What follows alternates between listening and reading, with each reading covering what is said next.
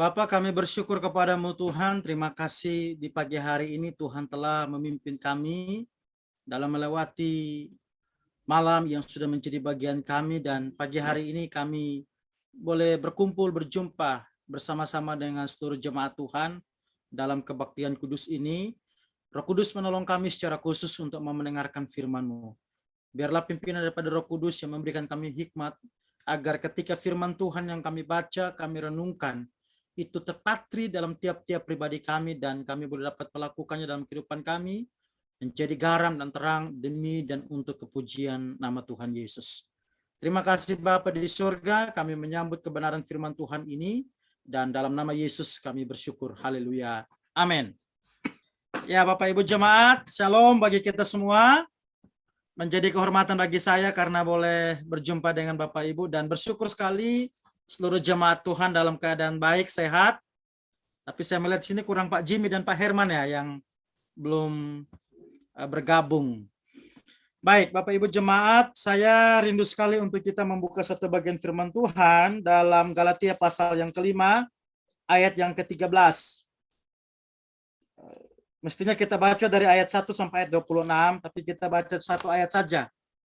Dalam ayat 13, Galatia pasal 5 ayat 13, demikian bunyi firman Tuhan. Kemerdekaan Kristen. Saudara-saudara, memang kamu telah dipanggil untuk merdeka. Tetapi janganlah kamu mempergunakan kemerdekaan itu sebagai kesempatan untuk kehidupan dalam dosa. Melainkan layanilah seorang akan yang lain oleh kasih. Demikian pembacaan firman Tuhan, dan Alkitab berkata berbahagia setiap kita yang membaca dan merenungkan firman Tuhan itu hari lepas hari. Bapak Ibu, saudara-saudara yang diberkati Tuhan, dalam beberapa hari yang lalu yang sudah kita lewati, tepatnya pada tanggal 17 Agustus kemarin, kita berada dalam sebuah euforia yang begitu luar biasa, oleh karena kita merayakan peristiwa sejarah yang tentunya membekas dalam kehidupan kita sebagai warga negara Indonesia, bahwa pada tanggal 17 itu merupakan tanggal atau hari lahirnya kemerdekaan bangsa Indonesia. Satu hal yang saya ingin kita catat bersama, bahwa kita ini adalah sebagai generasi penikmat atau generasi penerus daripada apa yang telah atau sudah dikerjakan, diperbuat oleh para pendahulu kita. Karena kemerdekaan yang kita rayakan pada tanggal 17 kemarin, tepatnya 76 tahun, itu tidak datang begitu saja. Tetapi adanya orang-orang yang kemudian mereka mempertarungkan harga diri, martabat, rela meninggalkan segala kepentingan-kepentingan pribadi mereka. Mereka harus rela kehilangan keluarga, rela harus bersakit-sakit, rela disiksa, dan kemudian ada darah yang mengalir dengan begitu deras demi kemerdekaan bangsa Indonesia. Dan kita bersyukur itu, Bapak Ibu saudara-saudara yang diberkati Tuhan. Dan karena itu pada pagi hari ini, melihat dari pembacaan firman Tuhan bagi kita semua, maka bagian ini saya akan berbicara tentang merdeka atau mati. Ini merupakan sebuah pilihan, bahwa kita mau hidup dalam kemerdekaan atau kita mau hidup dalam kematian.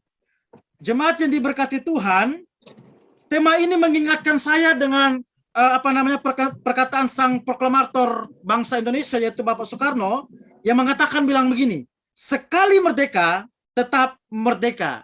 Statement, pernyataan atau perkataan ini mempunyai makna bagi saya begitu dalam, bahwa kemerdekaan itu tuh harus direbut, kemerdekaan itu harus dipertahankan, kemerdekaan itu harus dijaga, kemerdekaan itu bukan murahan, tetapi kemerdekaan itu mahal karena dibayar dengan darah. Kemerdekaan itu artinya harus diisi, bukan dipendam atau disimpan atau didiamkan. Atas dasar inilah yang kemudian kemerdekaan itu menjadi sebuah kenyataan yang real, yang nyata. Dan kemudian sekarang ini kita sebagai generasi penikmat akan apa yang telah dikerjakan oleh para pahlawan kita. Bapak Ibu jemaat yang diberkati Tuhan, nah supaya lebih jelas kita memperhatikan bagian firman Tuhan ini, menarik karena dalam pasal 5 ayat 1 sampai ayat 26, Rasul Paulus menjelaskan kepada jemaat di kota Galatia berkenaan dengan adanya persoalan yang terjadi dalam kehidupan jemaat karena ada sekelompok orang-orang Yahudi yang tinggal di kota Galatia yang kemudian mereka berusaha untuk mengacaukan iman orang percaya atau orang-orang yang katakanlah baru dimenangkan atau baru dilayani oleh Rasul Paulus di Galatia dengan memaksa mereka untuk disunatkan dan kemudian menerima Hukuk Taurat Musa sebagai syarat-syarat yang perlu untuk diselamatkan dan diterima dalam gereja. Nah, persoalan ini saya melihat meliputi dua pertanyaan penting yang terjadi konflik di dalam kehidupan berjemaat di Galatia. Yang pertama itu adalah bahwa apakah iman kepada Yesus Kristus yang adalah Tuhan dan Juru Selamat itu merupakan satu-satunya syarat untuk selamat? Lalu kemudian, atau adakah ketaatan kepada upacara dan peraturan Yahudi tertentu dalam PL Perjanjian Lama yang kemudian diperlukan untuk memperoleh keselamatan dalam Kristus? Nah, dua hal ini yang kemudian berkecamuk dalam paradigma jemaat yang ada di Galatia. Nah, oleh karena inilah yang kemudian terjadi kekacauan, terjadi kegaduhan di dalam pertumbuhan kerohanian jemaat Tuhan berkenaan dengan sikap mereka di dalam meresponi kemerdekaan di dalam Kristus. Bapak Ibu sobat pemenang di dalam Kristus, kondisi dan keadaan ini juga yang terjadi dalam kehidupan warga gereja pada zaman ini. Di dalam menyikapi kemerdekaan yang telah dikerjakan oleh Tuhan Yesus Kristus bagi kita. Firman Tuhan dengan tegas mengatakan bahwa Tuhan Yesus sudah selesai mengerjakan apa yang menjadi bagiannya, yaitu memberikan kepada kita kemenangan, kemerdekaan, dan kehidupan bagi setiap kita yang percaya kepadanya. Lantas sekarang sikap kita, bagaimana sikap kita dalam meresponi kemerdekaan tersebut? Ini yang menjadi tantangan dan pertanyaan bagi kita.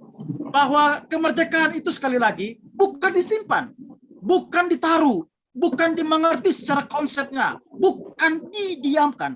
Tapi kemerdekaan itu dia terus berjalan, dia dinamis, progresif. Artinya kemerdekaan itu harus diresponi, kemerdekaan itu harus diisi. Nah, bagaimana sikap saudara dan saya sebagai warga gereja yang telah hidup di dalam kemerdekaan itu? Setelah membaca dan memperhatikan bagian firman Tuhan ini, Bapak Ibu jemaat yang diberkati Tuhan, maka ada beberapa hal penting yang saya kira kita sebagai warga gereja di dalam menyikapi atau meresponi kemerdekaan tersebut. Hal yang pertama, itu dijelaskan di dalam ayat yang pertama. Ayat yang pertama, pasal 5 ayat yang pertama bilang begini, supaya kita sungguh-sungguh merdeka. Supaya kita sungguh-sungguh merdeka, Kristus telah memerdekakan kita. Karena itu, berdirilah teguh dan jangan mau lagi dikenakan huk perhambaan. Bapak Ibu jemaat, perhatikan baik-baik dalam ayat pasal 5 ayat 1, itu jelas sekali bahwa supaya kita sungguh-sungguh, kata sungguh-sungguh ini muatan teologisnya sangat kuat sekali. Paulus mendorong kepada jemaat yang ada di Galatia bahwa mereka harus menyadari, mereka harus memahami, mereka harus mengerti bahwa apa yang telah dikerjakan Kristus, apa yang diperbuat oleh Kristus itu betul-betul fakta, real, teruji, yang bersifat autentik. Dan karena itu, sikap kita dalam meresponi kemerdekaan ini tidak ada cara lain. Maka kita harus tetap berdiri teguh. Kata firman Tuhan, karena kamu sudah percaya, kamu sudah merdeka di dalam Kristus. Itu bukan hasil usaha dan pekerjaanmu. Maka karena itu, sebagai alasan di dalam meresponi itu semua, Paulus bilang begini, berdirilah teguh. Bapak Ibu jemaat yang diberkati Tuhan, di dalam surat Galatia pasal 5 ayat 1, Rasul Paulus dengan tegas meyakinkan kepada kita berkenaan dengan status, posisi, keberadaan kita, identitas kita dalam Kristus, yaitu bahwa setiap kita yang percaya, mengakui dan menerima Tuhan Yesus yang adalah Tuhan dan Juru Selamat secara pribadi, maka status kita itu menjadi berbeda. Artinya yang tadinya jauh sekarang menjadi dekat. Yang tadinya ahli waris kerajaan neraka sekarang menjadi ahli waris kerajaan surga. Yang tadinya harus menerima murka Tuhan, tetapi kemudian sekarang kita menerima anugerah dan rahmat-Nya yang ajaib. Hal ini dapat kita lihat di dalam ayat tersebut yang berbunyi sungguh-sungguh. Dan ada kata telah yang menunjukkan keterangan waktu bahwa peristiwa ini, kejadian ini bukan belum terjadi, tapi sudah terjadi. Ini tidak main-main. Ini sudah terjadi. Ini benar terjadi bahwa orang yang percaya kepada Kristus, dia telah merdeka terhadap dosa. Yang setuju katakan amin. Oleh sebab itu, maka selayaknya kita harus mensyukuri dan menyikapi kemerdekaan tersebut dengan tetap berdiri teguh. Kata teguh dalam arti kamus mengandung beberapa pengertian. Yang pertama itu kokoh kuat. Ini misalkan ikatan tali yang begitu erat. Ini berbicara kesatuan dan tidak mudah goyah, harus tetap berakar, bertumbuh, dan berbuah di dalam Kristus. Kata yang kedua yang saya temukan dalam kata berdiri teguh ini, mengandung pengertian kuat berpegang.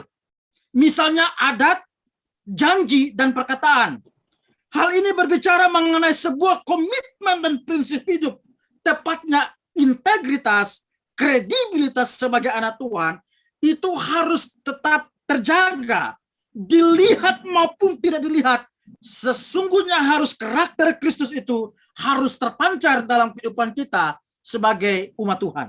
Lalu kata yang ketiga itu adalah tetap tidak berubah. Berdiri teguh itu artinya kita tidak tetap berubah. Jangan seperti bunglon, tetapi harus tetap teguh. Ini misalnya berbicara tentang hati, iman, dan penderitaan. Ini mengandung pengertian bahwa kesetiaan di dalam mengiring Kristus, walaupun ada badai, walaupun ada persoalan, walaupun ada tantangan, walaupun ada penderitaan, tetapi kita harus tetap setia di dalam Kristus. Badai datang silih berganti, COVID kita tidak tahu kapan selesai, terus saja berkepanjangan. Namun sebagai gereja Tuhan, saudaraku, kita harus tetap berpegang teguh di dalam Tuhan. Kita tidak boleh berubah. Sedangkan dalam bahasa aslinya teguh itu berarti setia. Jadi tetap berdiri teguh itu berbicara tentang kesetiaan kita di dalam mengiring Kristus. COVID atau virus corona saat ini merupakan sebuah alat, cara di mana Tuhan ingin melihat sejauh mana kedewasaan, sejauh mana kematangan iman kita, sejauh mana kesetiaan kita di dalam mengiring Kristus. Mungkin dahulu kita dalam zona nyaman yang bagus, usaha kita bagus, keluarga kita bagus, ekonomi kita bagus, pelayanan kita bagus. Tapi siapa yang kira bahwa dalam sekejap situasi, keadaan, aturan itu berubah seketika, yang kemudian membuat kita gereja Tuhan itu sepertinya orang yang kalang kabut dan tidak bertuhan. Kenapa harus begini? Mengapa harus begitu? Tetapi sebagai gereja Tuhan, Alkitab berkata di dalam menyikapi semua persoalan yang ada ini, termasuk kemerdekaan, maka tidak ada cara lain. Kita harus berdiri teguh. Teguh itu artinya setia. Sedangkan Bapak Ibu jemaat yang diberkati Tuhan, apakah peristiwa ini atau keadaan ini lalu kemudian membuat kita semua gereja Tuhan bisa menyikapi persoalan ini dengan sungguh-sungguh? Maka mari kita renungkan bagian ini. Berdiri teguh dapat berarti juga bahwa kita selalu siap sedia. Berdiri teguh juga itu penuh dengan sebuah semangat optimisme yang tinggi serta keteguhan hati. Kita tidak berdiri dengan santai, tidak berdiri dengan loyo, tidak berdiri dengan sikap yang acuh tak acuh, melainkan harus memiliki sikap selalu siap sedia dalam mengiring Tuhan.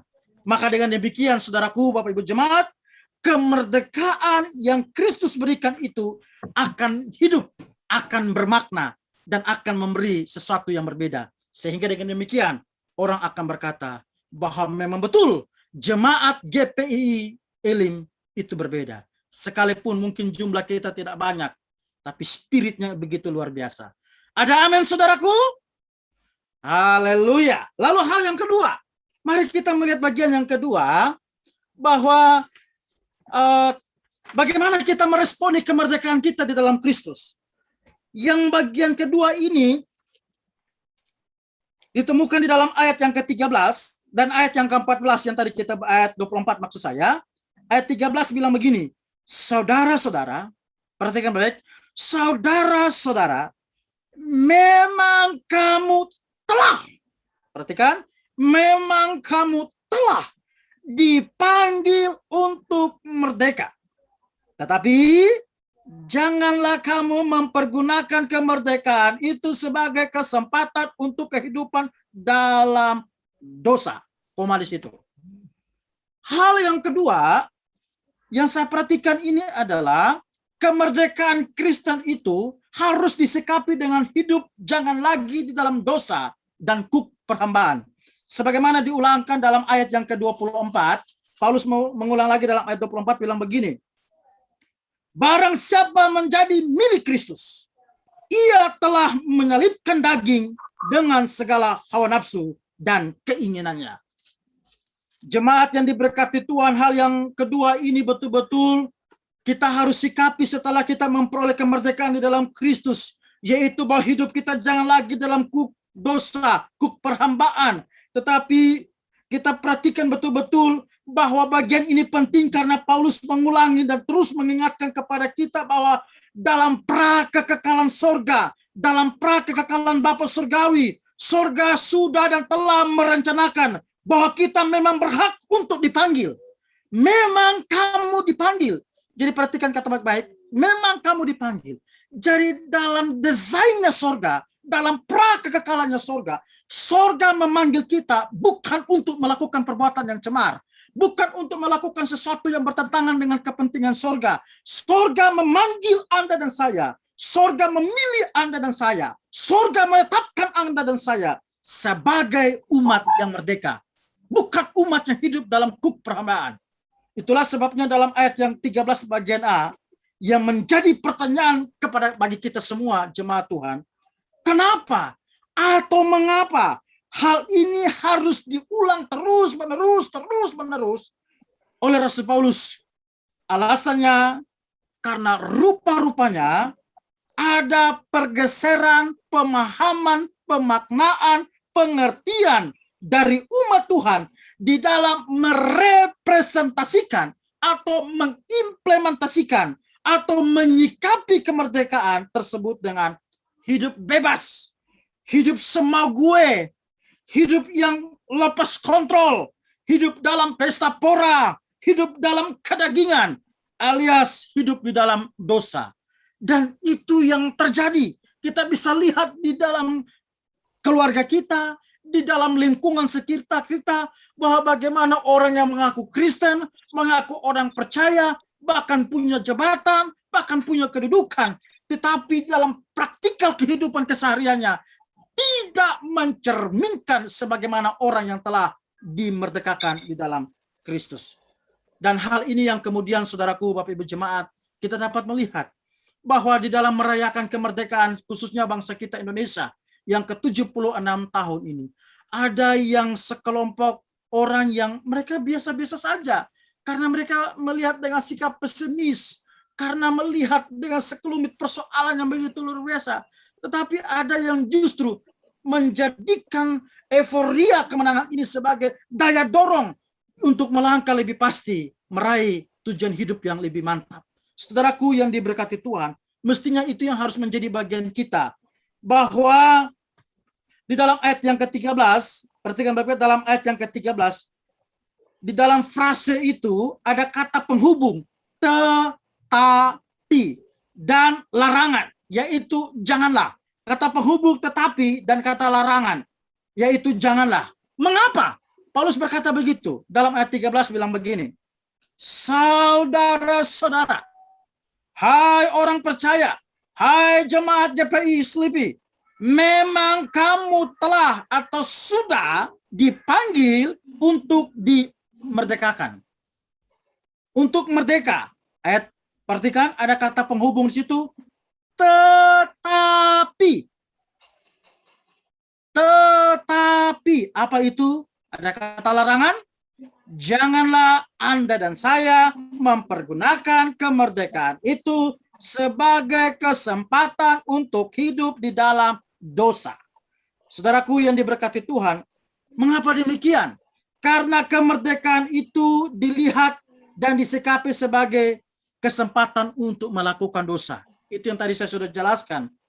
Untuk itu Rasul Paulus mengingatkan sebagai warga gereja bahwa kalau kita mengaku bahwa kita ini umat Tuhan, kita mengaku bahwa kita ini orang Kristen, kita mengaku bahwa kita ini orang percaya, kita mengaku bahwa kita ini adalah ambassador for Christ, kita ini mengaku bahwa kita ini adalah pengikut-pengikut Kristus, prajurit Kristus yang militan, maka kita harus diwajibkan untuk menyalibkan kedagingan, menyalibkan segala hawa nafsu dan keinginan kita. Sebagaimana yang dijelaskan di dalam ayat 24.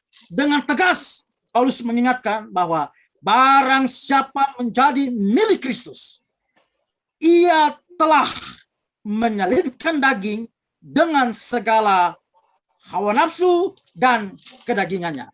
Bapak Ibu jemaat yang diberkati Tuhan, perhatikan baik-baik kalimat itu bahwa Paulus mendorong kita supaya ayo mari kita berubah. Ayo mari kita tinggalkan segala kepentingan-kepentingan. Bapak Ibu, di dalam bagian lain Injil-Injil mengingatkan kita bilang begini, barang siapa yang mau mengikut Kristus, dia harus menyalibkan dirinya, memikul salib. Memikul salib itu artinya bukan kita angkat itu salib, ini salib kecil ada di belakang saya ini, lalu taruh di pundak kita, ini salib, taruh di pundak kita lalu kita pikul-pikul, bukan. Pengertian memikul salib itu artinya siap untuk menanggung resiko. Itu pengertian memikul salib.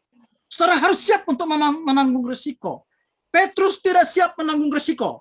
Sehingga ketika pada waktu dia melihat peristiwa Kristus ditangkap, lalu kemudian ada yang bertanya bahwa kau ini kan murid dia. Kau ini orang-orang yang bersama dengan dia. Karena siksaan derah yang diterima oleh Kristus, lalu kemudian membutakan mata Petrus. Dan Petrus berkata, maaf, saya tidak mengenal dia. Bahkan Petrus mengutuk, tapi syukur kepada Bapa, Petrus mendapatkan kasih karunia. Dia bertobat, dia menyesali perbuatannya. Bukan karena seorang Lawrence, bukan karena seorang itu rabi, bukan seorang ahli Taurat, bukan karena para Sanhedrin, bukan. Tetapi karena seekor binatang yang mentobatkan Petrus, yaitu ayam. Ayam berkokok. Lalu kemudian Petrus menangis menjadi-jadi. Saudaraku, bagian ini mengingatkan kita bahwa mari kita menyikapi kemerdekaan itu dengan hidup meninggalkan segala dosa dan jangan lagi dalam kuk perhambaan. Lalu bagian yang ketiga, bagaimana sikap kita sebagai jemaat Tuhan di dalam menyikapi kemerdekaan, baik secara warga negara bangsa Indonesia maupun sebagai warga negara sorga, maka dijelaskan kembali dalam ayat yang ke-13, bagian B, dan ayat yang ke-15. Ayat 13 bagian B, saya baca secara utuh, bilang begini. Saudara-saudara, memang kamu telah dipanggil untuk merdeka, tetapi janganlah kamu mempergunakan kemerdekaan itu sebagai kesempatan untuk hidup dalam dosa. Perhatikan, melainkan layanilah seorang akan yang lain oleh kasih. Ayat 15, tetapi jikalau kamu saling menggigit dan saling menelan, awaslah supaya jangan kamu saling membinasakan. Jadi, Bapak Ibu Saudaraku, bagian ketiga yang harus kita sikapi setelah memperoleh kemerdekaan yang Tuhan Yesus berikan, yaitu kita harus melayani sesama, bukan untuk merugikan sesama. Amin. Kita harus melayani sesama, bukan untuk merugikan sesama. Ayat 13 bagian B dan ayat 15, pada bagian yang ketiga ini, di dalam menyikapi kemerdekaan sebagai orang percaya, saya melihat bahwa Rasul Paulus berusaha untuk menasihati kita dengan betul-betul serius berkenaan dengan tindakan praktikal yang nyata dari seorang Kristen, bahwa wujud nyata dari kemerdekaan itu bukan untuk menjadi penjajah, bukan untuk menjajah atau merugikan sesama, akan tetapi dia harus melayani. Dengan kata lain, kemerdekaan Kristen itu bukan menjadikan kita sebagai seorang bos atau tuan, tetapi seorang hamba yang harus melayani. Pertanyaannya, Bukankah kita ini seringkali menjadikan diri kita sebagai Tuhan-Tuhan semu, sebagai Tuhan-Tuhan semu, lalu Kristus itu kita taruh di belakang. Nanti kalau sudah tidak mampu berkata, Kristus kau turun bantu dulu. Tapi Paulus bilang begini, kalau kita mau mengalami sebuah transformasi hidup dalam kedewasaan rohani, Paulus bilang, hidup itu harus melayani sesama, bukan untuk merugikan sesama. Oleh sebab itu, maka hari ini, pagi ini, sekarang ini, saya mendorong, saya menantang kita semua untuk keluar dari zona nyaman kita. Keluar dari konsep pemahaman kita yang salah, bahwa saya ini I'm the boss, saya ini tuan, saya ini pejabat, saya ini majelis, saya ini gembala, saya ini orang yang terpandang dan lain sebagainya. Tetapi marilah jadikan hari ini, pagi ini, sekarang ini, sebagai kesempatan untuk melayani sesama dan melayani Tuhan, baik di gereja, baik di keluarga, baik di pekerjaan, dan di lingkungan di mana kita berada. Dengan demikian, mercusuar kemerdekaan itu dapat dilihat oleh lingkungan, dan orang boleh berkata bahwa memang betul jemaat GPI Elim itu top markotop punya, itu berbeda punya. Amin.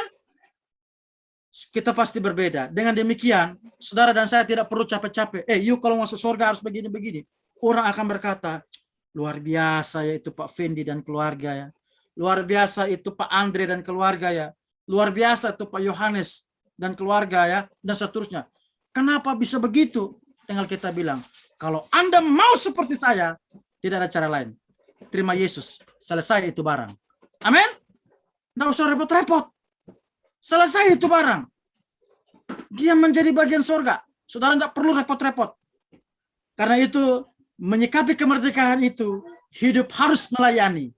Dan bukan merugikan. Dasarnya cuma satu dalam ayat itu, ditekankan oleh karena kasih. Haleluya. Oleh karena kasih.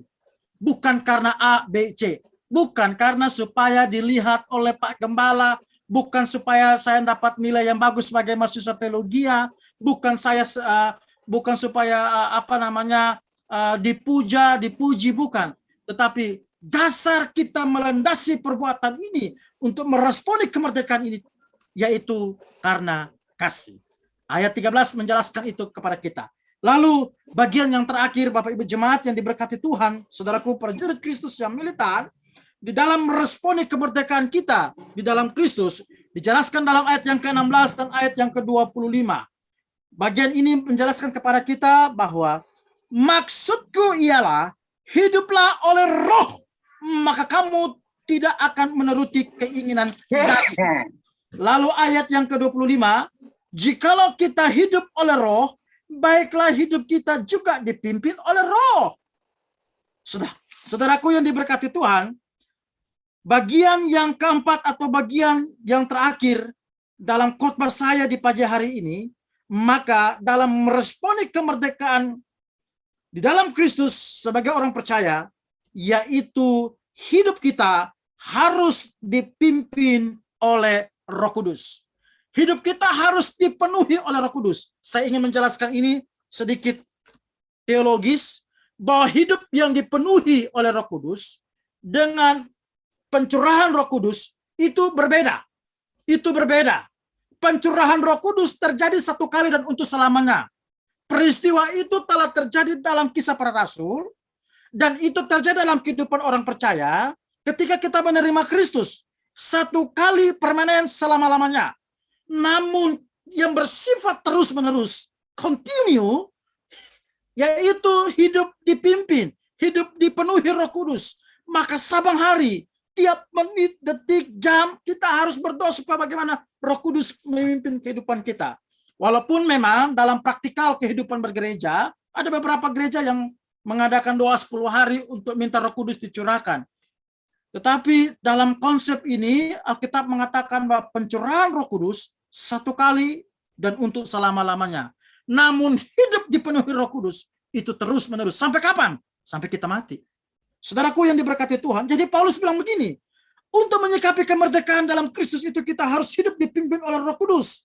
bagian yang terakhir Rasul Paulus menutup dengan menasihati kita bahwa sebagai orang percaya, sebagai gereja Tuhan, sebagai murid Kristus, maka di dalam menyikapi kemerdekaan itu kita harus menyerahkan hidup kita untuk dipimpin oleh Roh Kudus. Hidup yang dipimpin oleh Roh Kudus menurut hemat saya ialah hidup yang diserahkan secara total, secara penuh, secara menyeluruh kepada Roh Kudus untuk tunduk dan dipimpin dalam kehendaknya, termasuk keinginan kita, termasuk kehendak kita, termasuk kemauan kita, termasuk kebutuhan kita dan masalah-masalah kita, serta berjalan dalam terang firman Tuhan untuk meraih harapan, meraih kemenangan, meraih masa depan. Karena dengan iman kita percaya sorga pasti bertindak bagi kita yang percaya kepadanya.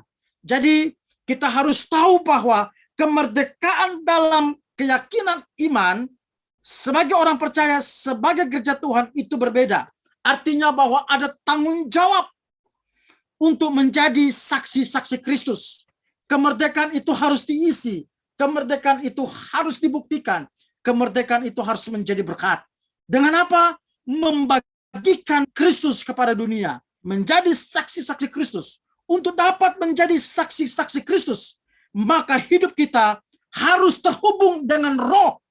Perhatikan baik-baik. Saudara harus terhubung dengan Roh. Sinyal saudara harus full. Sinyal surgawi saudara harus kuat. Dan itu ibarat seperti HP. Kalau Anda dan saya punya HP yang canggih, tapi kalau tidak memiliki baterai yang cukup, sinyal tidak kuat, maka itu menjadi bahan benda mati. Sama juga dengan kita. Kita mau ganteng, mau cakap, mau pintar, mau hebat. Tapi kalau saudara tidak terhubung dengan Roh, saudara tidak terkonek dengan Roh, maka saudara tidak bisa menjadi saksi. Maka dengan demikian, sebagai kesimpulan daripada khotbah di pagi hari ini, di dalam menyikapi kemerdekaan Kristus yang kita terima, maka ada 4 hal penting. Yang pertama, kita harus menyikapi dengan tetap berdiri teguh. Yang kedua, kita harus hidup jangan lagi di bawah kuk perhambaan dosa. Yang ketiga, kita harus melayani sesama, bukan untuk merugikan sesama. Dan yang terakhir, mari menyerahkan hidup untuk dipimpin oleh Roh Kudus. Biarlah kebenaran firman Tuhan pada pagi hari ini meneguhkan saudara dan saya untuk terus mengisi kemerdekaan dengan menjadi saksi bagi Kristus. Mari kita berdoa.